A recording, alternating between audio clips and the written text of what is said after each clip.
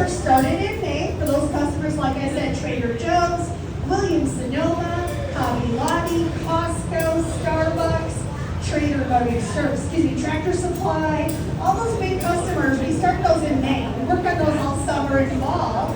And then by November, we typically get them shipped out to stores for you to enjoy for the holidays.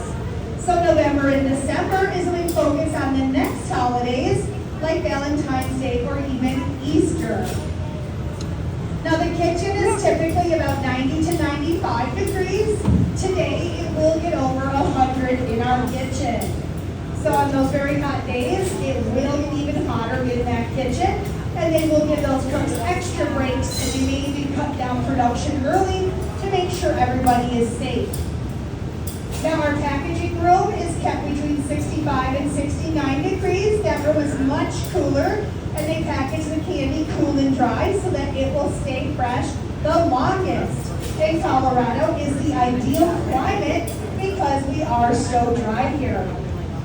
Now guys, you'll see on the table in the center that Raul is working on, the cook in the blue shirt here.